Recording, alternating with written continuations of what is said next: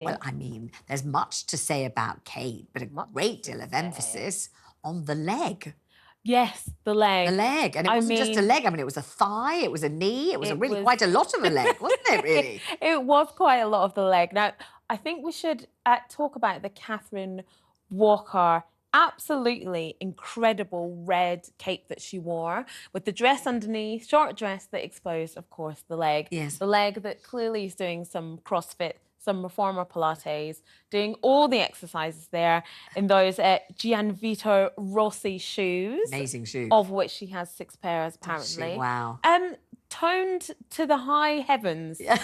Wasn't she? Well, I mean, I've seen feature after feature about, you know, the exercises you should do to create a knee of such beauty and perfection, to finally hone your thigh. Yeah, I reckon I could be attached to a running machine 24 hours a day and never look anything like that. I agree. Quite a lot of it has to be genetic, right? Yes, definitely. Yes. We know Kate's very slender, very slim. She's sporty anyway, tennis. You know, she does all these sports anyway. But I think it's probably a lot of genes, probably CrossFit, probably some reformer Pilates in there as well. And I think we do have to stress that she didn't really mean to show the whole leg, did she? This was, I think it was considered that the step down was a little steeper or deeper than she might have thought or something. Yes, absolutely. Because there was a step getting out of the car and then going up the steps as well. I think the photographers were perhaps a bit opportune. And, you know, when it comes to these state visits, these kind of occasions, it's all about being actually very demure and very elegant, which she absolutely was. There's no denial that she looked incredible in that Catherine Walker cape and dress set that she was wearing. But I think perhaps she just got caught out by the photographers there. But wearing that gorgeous colour, which of course is a nod to the South Korean flag, and she definitely stood out. Marvellous. I mean, if you're going to get caught out, have that leg. Honestly. That's the leg to be caught out with, honestly, yeah. Rent it if necessary. Don't have it, get hold of it somehow. Right. So what about the evening gown? Because the evening gown was white, utterly magnificent, wasn't it? It was. Yes. It was just absolutely gorgeous.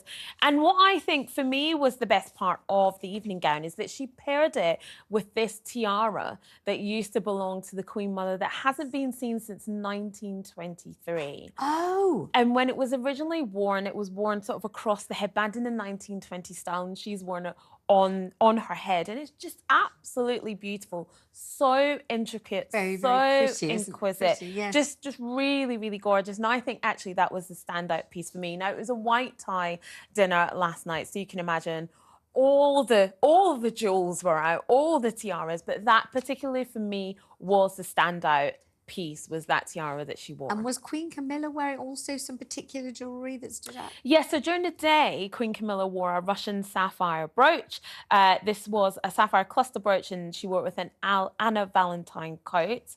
It had intricate gold filigree, vibrant sapphires and diamonds, and this used to belong to Queen Elizabeth, and before that it used to belong to Queen Mary. Oh. And then all the ladies there, so the Duchess of Edinburgh, Princess of Wales, were also wearing this brooch that was given to them as members of the royal family. Female members of the royal family are given, who are an intricate part of the firm, so they're all wearing those brooches as well. I was trying to think what I might hand down to my descendants. I'm thinking about a small bracelet of Woolworths pearls, largely plastic, and that's basically the whole thing. Yeah. My gosh. So tell me about the sort of the way in which they conducted themselves during this state visit, because it went very smoothly, it seems. It went extremely smoothly. Now, this is soft power and soft diplomacy at its absolute best. This is literally the definition of rolling out the red carpet for the South Korean president and his wife. You had this white tie dinner last night,